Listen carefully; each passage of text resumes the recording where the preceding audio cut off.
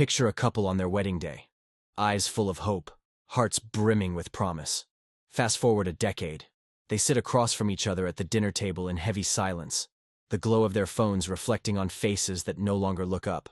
What happened to us, they wonder. It's a painful reality that nearly half of first marriages eventually end in divorce. But marriages don't usually die in a single, cataclysmic event. They wither slowly, through unmet needs, lost empathy, and everyday disconnections. To understand why so many modern marriages fail, we have to look beyond the obvious reasons and explore the emotional and psychological dynamics that quietly erode the bond between two people. This isn't a list of blame or a lecture on statistics. It's a heartfelt exploration of how love can fade when expectations, emotions, and power dynamics collide in the pressures of modern life. Each failed marriage carries a story, often of good people who simply drifted apart in the longing to be seen, heard, and valued. Every marriage begins with a story we tell ourselves. Perhaps it's the fairy tale of happily ever after, or an idealized vision of who our partner should be. These expectations can be heavy.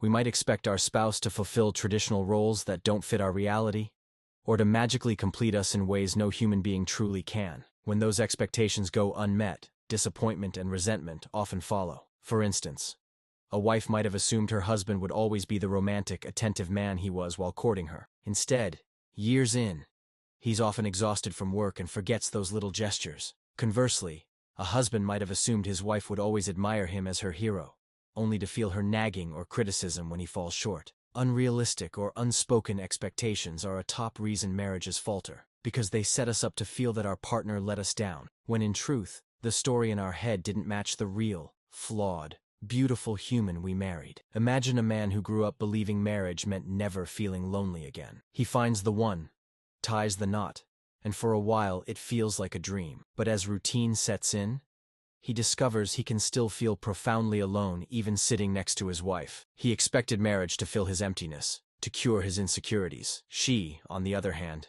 might have expected him to intuitively know what she needs emotionally. A tender word when she's anxious, a hug at the end of a long day. Without her ever voicing it, both end up feeling let down. The truth is, no partner can read minds or single-handedly mend someone's self-worth. When we expect our spouse to save us from our own emotional struggles or play a role from a bygone era, like one partner doing all the earning and all the childcare effortlessly, we place an impossible burden on the relationship. Over time, such mismatched expectations create a silent friction. The wife who dreamed of nightly romance feels hurt by her husband's fatigue. The husband who thought his wife would complete him feels inadequate when he still battles personal demons. This hurt, unless talked through, hardens into distance. Each spouse starts to think the other isn't who they promised to be, when in fact they promised something no real person could fulfill. Unrealistic expectations set the stage for chronic disappointment, and disappointment is a breeding ground for divorce. At the core of any lasting relationship is the simple human need to feel seen, heard, and appreciated. When those needs go unmet, love starves. Men and women alike crave validation, but often in different languages. Many wives long to feel emotionally cherished, to know that their feelings matter, that their husbands find time to listen and care. Many husbands deeply desire respect and appreciation, to feel their efforts are acknowledged, that they are still admired by the woman they love. When a wife pours her heart out about her bad day and her husband grunts distractedly without looking up, she might feel invisible. When a husband works a 12-hour day to support the family and comes home to criticism instead of a thank you, he might feel like, why do I even bother? A common pain point in failing marriages is the aching feeling of being invisible. Like this woman, lost in her hurt, while her partner sits silently behind her. In long-term relationships, one or both partners can begin to feel unseen, unheard, and underappreciated. These emotional wounds often deepen over years of misunderstandings and unmet needs. Consider a husband who stays late at the office, convinced that providing financial stability is how he shows love. He tells himself, I'm doing this for us. But his wife, eating dinner alone again, doesn't feel provided for. She feels abandoned. She would trade some of that security for a single hour of his undivided attention. On the flip side, imagine a wife who spends her days juggling a job, the kids' schoolwork, and keeping the household running. By night, she's too tired for intimacy or even conversation. Her husband starts feeling not just physically rejected, but emotionally shut out. He thinks she has time for everyone else, the kids, her job, but not me. Both partners are doing a tremendous amount for the family, yet both end up feeling unappreciated by the other. Over time, this breeds a dangerous thought. They don't value what I do.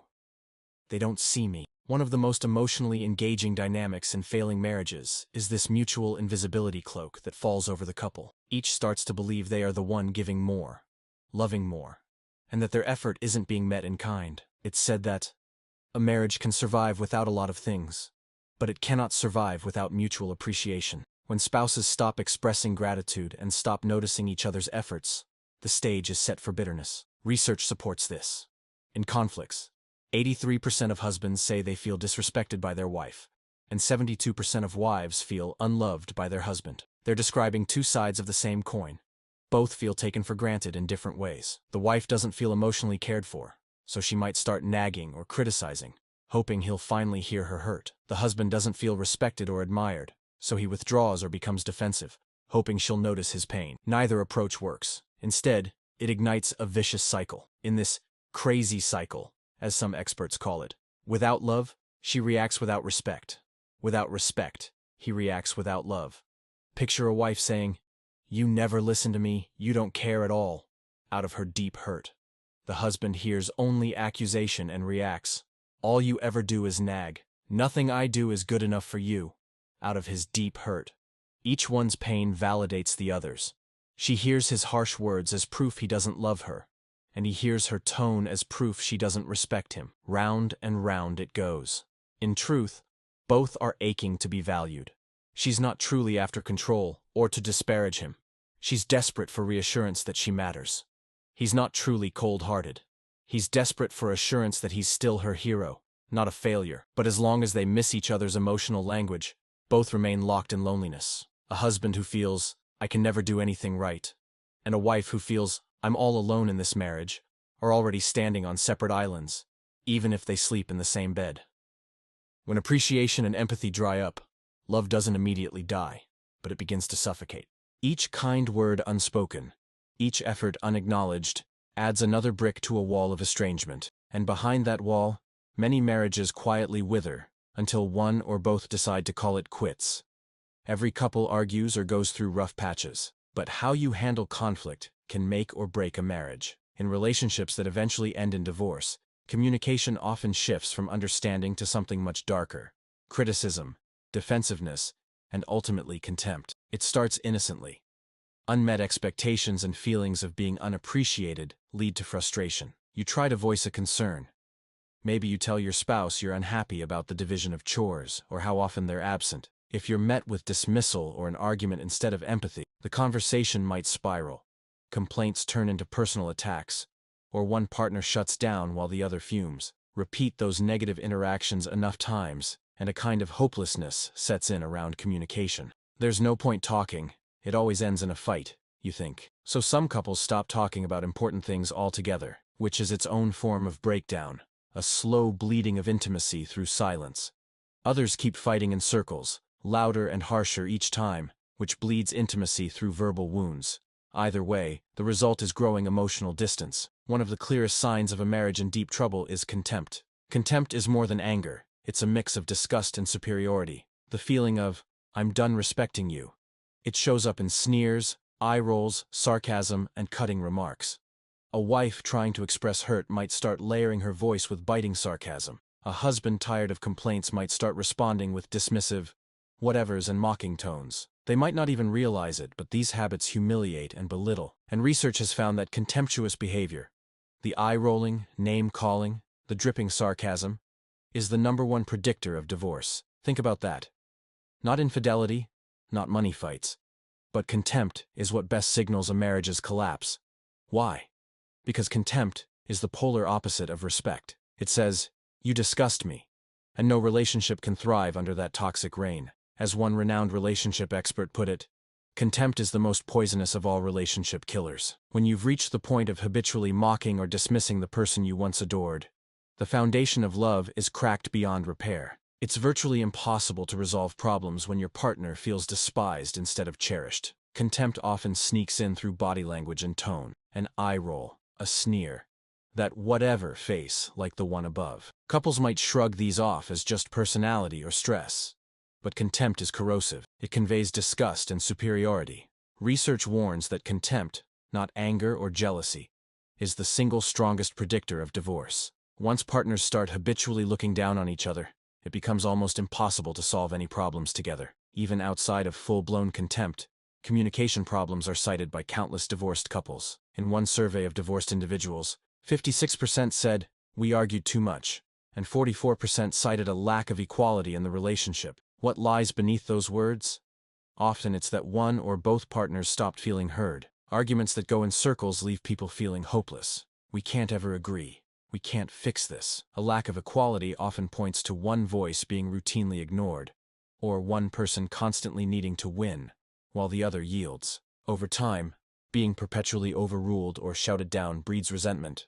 Some spouses lash out with more arguments, trying desperately to finally be heard, while others withdraw into stony silence, giving up on being heard at all. Neither bodes well for the marriage's survival. Another common communication breakdown is defensiveness, when any critique, however mild, is met with, "Well, it's not my fault," or "What about what you did?" If every discussion becomes a blame game, couples stop addressing issues and start attacking each other. Trust erodes as problems stay unresolved, and when problems pile up, even small issues begin to feel like proof that we're just incompatible. The tragedy is that most couples can learn to communicate better, but in many failing marriages, they don't realize the damage until it's too late. By the time one partner is openly contemptuous, or the other is completely shut down, the love they had has been buried under years of negativity. Communication, once the bridge connecting two hearts, becomes a minefield, either avoided entirely or fought on endlessly. In the end, many marriages end, not because of a single transgression, but because the way the couple speaks and listens to each other deteriorates to the point that understanding each other feels impossible. When every attempt to connect turns into a fight or falls on deaf ears, divorce starts to feel like the only way out of a constant battle. Marriage is often described as a partnership of equals, two people walking side by side, but in many marriages that crumble. That sense of equality breaks down into a power struggle. This struggle isn't always loud.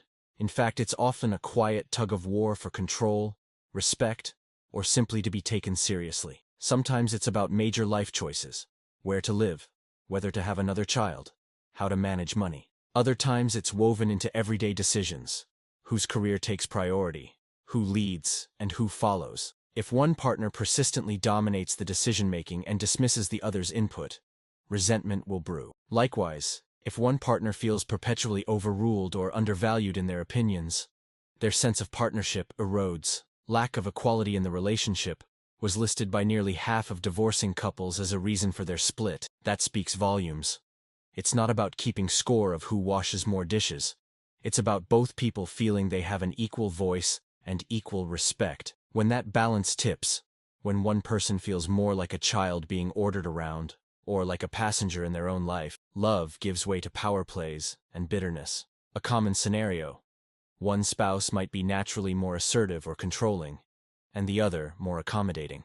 In the early days, the accommodating partner goes along to avoid conflict, but years of always deferring their preferences, whether it's as simple as how to spend holidays or as big as whether to take a new job, can leave them feeling voiceless. They might explode one day in anger, or implode into depression, thinking, "I've lost myself in this marriage." On the flip side, the more dominant partner might feel burdened by always being in charge, and secretly resent that the other person won't take more initiative or share in decisions. They might not recognize their spouse's compliance as silent resentment. They just feel alone in steering the ship.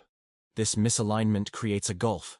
Neither feels together in decisions anymore. Instead of we, it becomes you versus me. Fights in such marriages often aren't really about the specific issue at hand, say how money was spent or how the kids are disciplined. They're about the underlying question: is my perspective respected at all? If the answer feels like no for too long, the relationship's foundation cracks. Interestingly, research has shown a gendered pattern in many power struggles.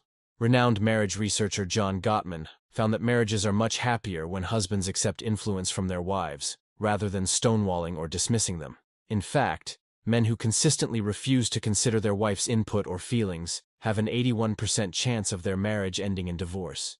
It's a staggering number that underscores how crucial mutual respect and influence are.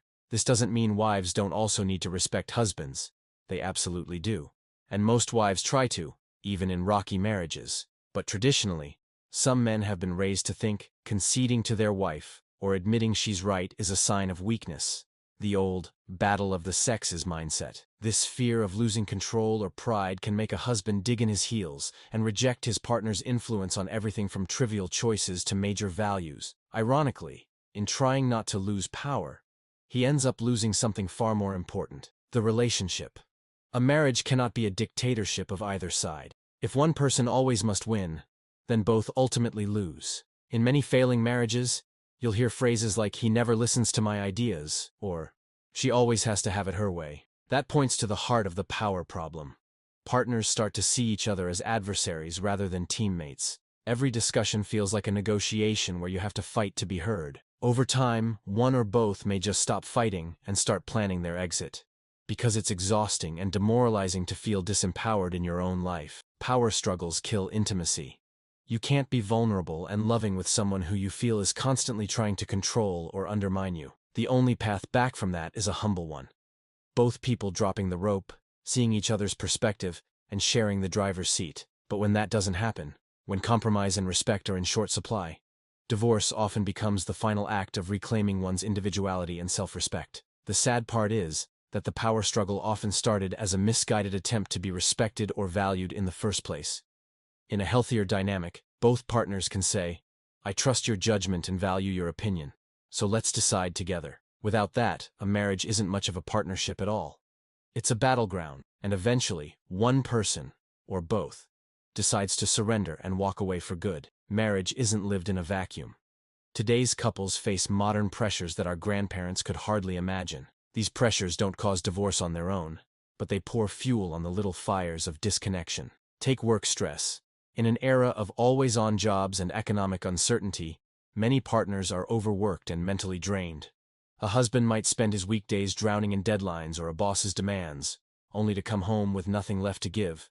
A wife might be climbing her own career ladder or working double shifts, and by the time she's home, she's running on empty. When both are exhausted, it's easy to start operating on autopilot in the relationship, talking only about to-do lists and bills, forgetting to ask, "How are you really?" Long hours or conflicting work schedules can lead to emotional distance, leaving one partner feeling neglected, and the other feeling unfairly criticized for simply being tired. Over time, this imbalance, where one's career seems to overshadow the marriage, can weaken the connection and breed isolation. It's the classic story of, we're like two ships passing in the night. They share a home, but not a life. Each spouse absorbed in surviving their day. Without deliberate effort, career pressures can quietly steal the intimacy a couple once had, replacing it with a polite, cold professionalism even at home. Then there's the challenge of parenthood. Having children is a profound joy, but it also radically changes a marriage. Many couples don't anticipate how much raising kids can strain their bond. Suddenly, you're not just lovers and partners. You're also co-parents, sleep-deprived project managers of a household ruled by tiny, needy humans. Romantic date nights and deep conversations are replaced by midnight feedings or PTA meetings. It's easy for romance to take a back seat for years on end.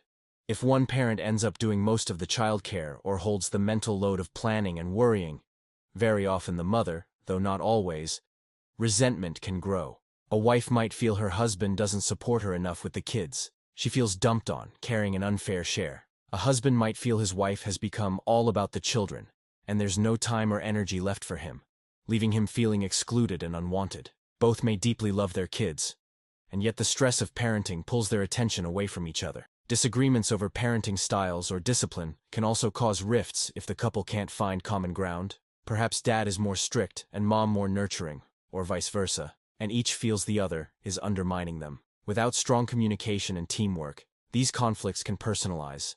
If you think I'm too soft, are you saying I'm a bad parent? Leading to more hurt feelings. Parenting is a crucible. It can bond couples into an even stronger team, or it can expose cracks in the relationship that were papered over before. In the latter case, once the kids grow or the chaos settles, the couple may find there's not much left between them.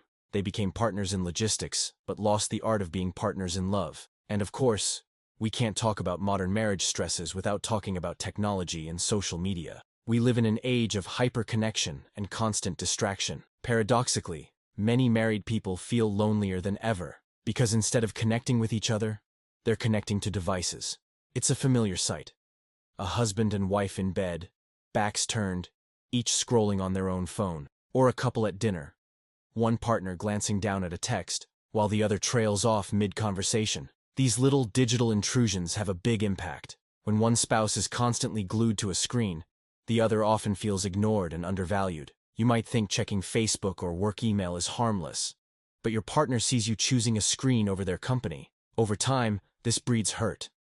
The message, whether intended or not, is, "You're not as interesting to me as this thing on my phone." Emotional intimacy erodes when meaningful conversations are continually interrupted or never started because one partner is lost online. In fact, research has found that heavy social media and smartphone use is linked to significantly lower relationship satisfaction for couples. Even a habit as simple as scrolling through Instagram for hours can lead to less quality time together, fewer shared moments of joy, and more frequent disagreements about, "You're always on that thing." There's also the issue of comparisons and temptations in the digital age. Social media lets us peek into other people's highlight reels, their perfect vacation photos, their loving anniversary posts. When you're knee-deep in the grind of real life and then see seemingly perfect couples online, it's easy to feel a pang of envy or a sense of failure. Why aren't we that happy, you wonder? What am I missing out on?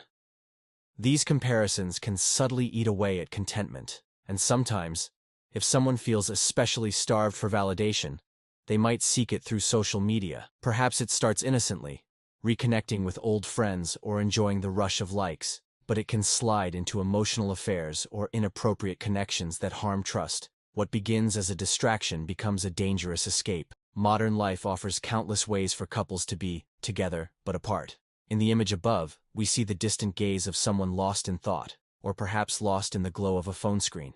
In many homes, partners sit side by side but are miles apart mentally, each absorbed in digital worlds. Studies show that when one spouse is continually occupied by their phone or social media, the other often feels ignored, leading to loneliness even when they're physically together. The devices meant to connect us can, ironically, drive a wedge between even the most loving partners. Financial stresses, too, have a very real emotional toll. Money problems, whether it's struggling to make ends meet or clashing over spending habits, are cited as a leading cause of marital fights. But beneath the dollars and numbers are feelings: fear, inadequacy, distrust.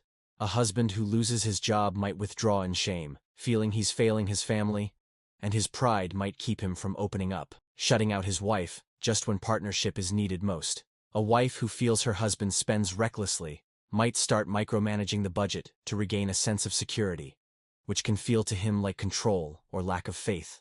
Fights about money are rarely just about money. They're about what money symbolizes: security, love, power, trust. If those conversations turn accusatory, "How could you buy that?" or "You never trust me with our finances," it again becomes about personal character, not problem solving, and leaves lasting scars. All these modern stressors, work overload, raising children, endless to-do lists, digital distraction, financial strain, form a kind of background noise of anxiety in a marriage. When a relationship is strong, couples learn to turn toward each other amid the noise, supporting one another, carving out time, setting boundaries, like no phones at dinner or a weekly date night, however humble. But when a relationship is already weakened by the issues we discussed, unmet expectations, feeling unappreciated, poor communication, power struggles, these external pressures turn up the volume on dissatisfaction. Instead of "you and me against the problem," it can subtly become "you are the problem." The marriage begins to feel like yet another source of stress, rather than a refuge. And sadly, many couples today find it easier to imagine life apart, with less conflict or simply a fresh start, than to keep battling the currents pushing them apart. Modern life makes marriage arguably more challenging than before. There are more distractions, more equality, which is good, but requires more negotiation, and more societal acceptance of walking away if you're not happy. The result is that when the emotional connection is frayed, the path of least resistance can seem to be divorce. People think, maybe I can find peace or passion on my own, or with someone else, because right now I'm just miserable and numb. Why do most marriages end in divorce? In the end, most marriages don't fail from a lack of love, but from a lack of understanding. Love is often present at the start, and incredibly, it's often still there when things fall apart, just buried under years of hurt and unmet needs. Marriages end when two people who once looked at each other as everything begin to feel like nothing to each other. It's usually not sudden or dramatic. It's a slow drip, drip, drip of disconnection. Each day a tiny betrayal of what the relationship needs. One more eye roll. One more night working late. One more "not now, I'm busy." One more argument over the same issue. One more moment where you reach out and get nothing back. Over years, those moments change how you see your partner. Where once stood your best friend and confidant, you now see a stranger. Or worse, someone you think is holding you back from happiness. Divorce, in a sense, happens long before the papers are signed. It happens in those quiet moments of decision when a spouse thinks, "I can't do this anymore. I've tried, and I'm done." By the time a marriage ends legally, often the emotional marriage has been over for a while. It's death by 1,000 cuts. And yet, there is a silver lining in understanding these dynamics. It means that these endings are not simply about marrying the wrong person or some doomed fate. They're about human things. Things that can sometimes be prevented or healed with the right effort and insight. If unmet expectations are a killer, couples can learn to speak their expectations out loud, adjust them to reality, and not hold each other to mythical standards. If feeling unappreciated is at the core, partners can intentionally practice gratitude and make each other visible again with attention and affection. If communication has turned toxic, there are tools and counseling that can teach couples to fight fair, to listen, to replace eye rolls with empathy. If power struggles are undermining respect, acknowledging each other's equal say and learning to yield sometimes for the good of us can change the game. And if modern life is the thief of intimacy, couples can make conscious choices to unplug, prioritize each other, and remember that before kids and careers and smartphones, you two were the foundation. As the saying goes, marriage is not 50-50. It's 100-100. It fails when both people stop giving their 100, often because they don't feel seen or safe enough to give. But when even one person makes a change, it can inspire the other to follow. Not every marriage can be saved, nor should every marriage be, especially in cases of abuse or irreparable betrayal. But many can find new life if both partners learn why the disconnect happened and commit to bridging it. For those marriages that do end, understanding these emotional dynamics can bring a measure of peace. It's easy for someone to blame themselves entirely, or blame their ex-partner entirely. But usually, it was a painfully human mix of both, influenced by a tough world around them. Lack of commitment was the most common reason divorcing couples gave in one study. But behind that lack of commitment is often the feeling that "I've been hurting for so long, and I don't see things changing." It's not that people don't try. It's that eventually they lose hope. My hope, though, is that by shining a light on these quiet marriage killers, the expectations never voiced, the feelings ignored, the respect withheld, the moments lost to distraction, perhaps some couples can recognize the patterns before they become irreparable. Sometimes, all it takes is a moment of realization. We're not enemies.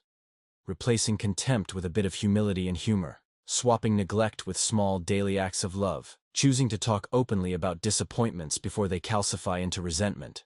In essence, tending to the marriage like a garden, pulling the weeds of misunderstanding and planting seeds of gratitude and empathy. Finally, for anyone listening who has gone through a divorce or is close to that edge, know that you're not alone, and you're not a failure for feeling what you feel. Modern marriages face immense challenges, and it's okay to acknowledge that something precious was lost along the way. Sometimes the most loving choice is to let go, to end a marriage that has become a source of pain, so that both individuals can heal and grow. As a wise narrator, I won't pretend there's always a happy ending where every marriage is saved, but I will say this: every ending carries the seeds of a new beginning. If your marriage ended because of these very human struggles, you can take the time to understand what went wrong, not to dwell in regret, but to learn what you truly need and how you might do things differently in the future. And if you're still in a marriage that's struggling, perhaps something here resonated and can spark a change or a conversation. In closing, remember, marriages often end in divorce, not because love wasn't there, but because along the way, two people lost sight of how to nurture that love amidst all the noise of life and the wounds of the heart. It's a sobering thought, but also a motivating one. Love is deeply resilient if we care for it. When we stop caring for it, even unintentionally, that's when it slips away. Most marriages end not in a burst of drama, but in a quiet emotional drift. As the narrator of this journey, my tone is calm and hopeful because I truly believe that with understanding comes empowerment. Whether you use that understanding to try again with your spouse, or to find closure and peace after a divorce, it can help transform pain into wisdom. And perhaps the why of divorce can teach all of us more about how to love better, how to see our partners with fresh eyes, listen with full hearts, and fight for our relationships before they need saving. Quotable takeaway: marriage does not usually die in one dramatic moment. It dies when two people stop doing the little things, stop listening, stop appreciating, stop trying, until one day they wake up feeling like strangers. The good news is, those same little things, done with love, are exactly how you keep a marriage alive. Closing remark: if you're in that silent battle right now, take heart. Every marriage has chapters, some joyful, some painful. The ending of one chapter, even through divorce, is not the ending of you. It's a chance to reflect, to heal, and to write a new chapter with the hard-earned knowledge of what real love requires. And if you're still writing the story of your marriage, let this be a gentle nudge to turn toward your partner and truly see them again. Most marriages end in divorce for many reasons, but perhaps most boil down to this: somewhere along the way, two people stopped meeting each other's deepest emotional needs. The hopeful flip side is that we can learn to meet those needs with patience, empathy, and yes, a bit of that wise, calm love that speaks directly to the heart.